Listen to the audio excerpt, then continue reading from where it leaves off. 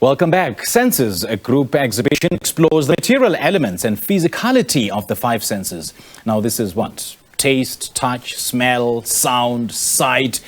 And I still remember my high school days. And of course, their influence on the way we experience art. Now, the exhibition includes works by Bonolo, Kavula, Montshiwa, Bulumko, Mbete, Nkhensani, Mkhari, Nyakallo Maleke, and Pebofatso, Mokoena. Curated by Kamogelo, Walaza, and mentored by UCT's Professor Nomusa, Makhubu.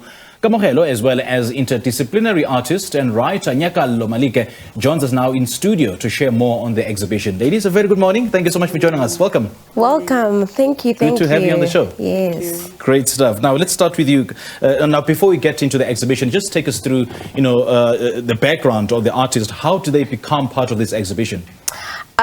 So my selection process is what I call social practice and process-led creative research. So I researched each and every single artist, and every single artist creates from materiality, and then I had like studio sessions with them to sort of tell them what senses is about, and outside of the five senses. And the one thing that I found out about outside of the five senses, there's another element that was used, which was the metaphysical sense, which was also very interesting, that came out of like the researching and the studio sessions with them as well. Now, in your research about these artists, did you find that they speak to the theme of this exhibition around senses? Definitely, because if you go inside the Goethe Institute space, you'll see that some artworks that are there, you can touch it, you can smell it, so it's very interactive. So it gives you the pleasure of touching artworks, because once you get into gallery spaces or institutions like museums, you can't really touch the artwork sometimes, but with this exhibition you get the chance to touch. Okay, how cool is that though? How cool is that? Because, at some particular point in time, you feel like you want to touch this particular item. You want to feel whether it's wood, whether it's iron, whether it's whatever material it's made of, but you're not allowed to touch it. So I actually think that this is so cool to actually get a sense of how this theme is projected in this exhibition. So, Nyakallo, how did being part of this exhibition teach you about your own senses? I think it really forced me to activate and like channel in every single aspect of my senses. I mean, I work in a very tangible way, artistically. The work that I produced for the show was material based, and so I kind of translate or make sense of the world with the materials of the drawings that I made in the exhibition. It's also a way of how we decode information and make sense of environments around us. So that's essentially how I kind of deal with my own senses as well. I think we also recognize that there are moments where we depend a lot on particular senses, like your vision and your hearing, a lot of the time, that you neglect other parts. So like, I think being part of that, the exhibition of engaging the senses essentially forced me to Now, in your quest of dealing, with your own senses, do you also allow, your potential clients to sort of touch and feel your work? Not really. Because and understandably so. Man. True. Because everything the materials themselves are very fragile. Delicate, they're very fragile. Now, for those that will be coming through this project, what experience are you hoping they'll just bask in? I want them to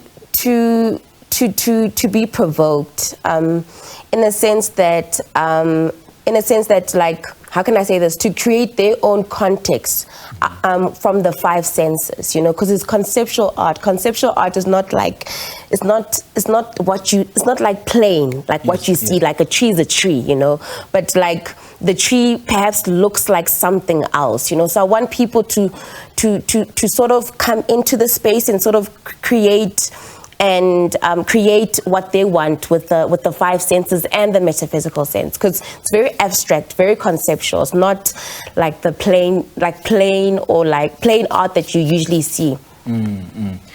And what sort of conversations are you hoping will be sparked by this exhibition, either at the exhibition or even after the exhibition?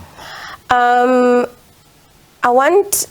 want people to understand what social practice is and what process-led creative research is, and how much time it took to create these works, because art making and art practice, it takes a very long time for the artist to create the work that they did, and it takes your physical being to be able to create this. People need to understand that in as much as you come into the space and you see the work, they need to understand the process behind the work. Process is very, very, very, very important. So I want people to understand that. Also, I want people to also understand that conceptual art does exist. It's here.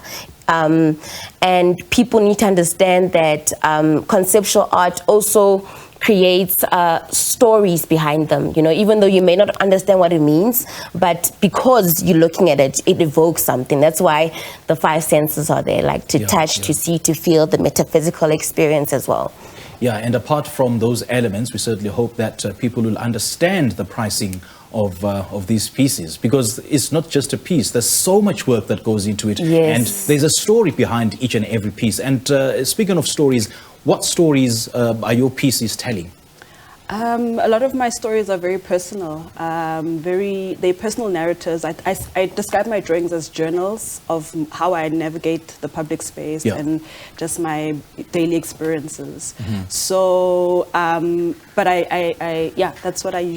that's how I make my work. So is it your own personal story, or you're just telling a story on a general perspective? I mean, it's more fictional, you mentioned earlier in my bio that I'm also a writer, so I kind of channel those two spaces together and merge kind of the reality with the fiction and kind of propose these alternative stories or imagination, another imagination for myself. Okay. Yeah. Now, Kamo, so for those artists that you managed to get to be a part of this exhibition, what was the thought process? What is it that exactly that you were looking out for?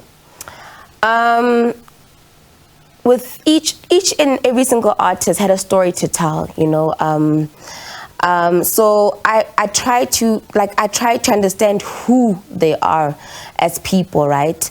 And the moment I understand a person, I understand the type of work that they're going to create. That's why I'm saying social practice is so important, because artists are emotional people. So if you don't understand a person, how are you going to create a relationship for them to create the best work ever, or one of their best works ever, So it's about getting to know them, creating that relationship. So they're comfortable to let me know that, what, Kamogelo, right now, these past 2 weeks, I just could not create. I've been stuck. But then because I have the social practice, the social practice context in the way that I curate, I'll know where to navigate them, to sort of push them and challenge them and say, how about you create from this lens and not that lens since you're stuck? Okay. Yeah. Do you feel that these works are sort of, I would say, abstract in the sense that it both allows us, the viewers of these pieces, to interrogate the senses that are depicted in these works, or is it simply the artist's projections of their own senses, or is it a bit of both? I like to believe it's a bit of both, because they also projecting, like lack of a better word, they're also projecting how they feel, like the experiences they've been through or went through to be able to create the art that they did. Everybody has a story, but obviously the theme was like materiality and the five senses, but they were provoked to create the work. Something happened inside them to be able to do the work that they did and to labor at that time. Okay, got you. Now, Nyakallo, do you reckon that the works that you've produced for this exhibition, did you produce them specifically for this exhibition, or is it just a reflection of who you are and the kind of artist that you are and the kind of work that you do? Yes, I did produce most of the drawings for this exhibition specifically. It's a collaging of all the ways of the materials that I've been working with in one moment. that I've presented in the show. I mean, all the material that you've produced so far, I'm sure there is one that you just look at and you're like, yeah, damn, I put my all in this particular work. Which one is it? It's the works made with wax paper or baking paper, and recently with plastic. Baking paper? Yeah, I work with baking paper and plastic drop sheet, the kind that you use for painting on the floor. Yes, yes. Yeah, so I'm interested in those very everyday materials. Why specifically those? It's an everyday material. It's recognizable. It's relatable. But I'm also interested in changing giving them other meanings. Yeah. I like that. You know, I like those thinking out of the box kind of material and pieces. Sure. Lovely, lovely. Just share more details, Kamo, of this exhibition. This was funded by the Goethe Institute. Okay. Without the Goethe Institute, I would have never been able to produce the work that I did at the moment. And it was collaborated with UCT, and I was mentored by Nomusa Makhubu. So with those collaborations they really, really, really helped me to push and to sort of elevate myself as a curator and to have the voice that I wanted as a curator, you know. So Professor Nomusa Makhubu, we used to have like meetings all the time. Every single Monday we used to have meetings, and she'd sort of push me and sometimes challenge me and question me about the social practice I was speaking about as well, and the process-led work as well. Unfortunately, we are out of time, but just briefly, where is it? It's at the Goethe Institute. At the Goethe Institute, yes. Okay. In Johannesburg. Johannesburg. Okay, lovely chatting to you, ladies. Thank you. Thank you. Great stuff. Well, there was a curator of senses, Kamogelo Walaza, and visual artist Nyakallo Maleke. Both wanted to, create an exhibition that goes beyond the visual and appeals to all senses.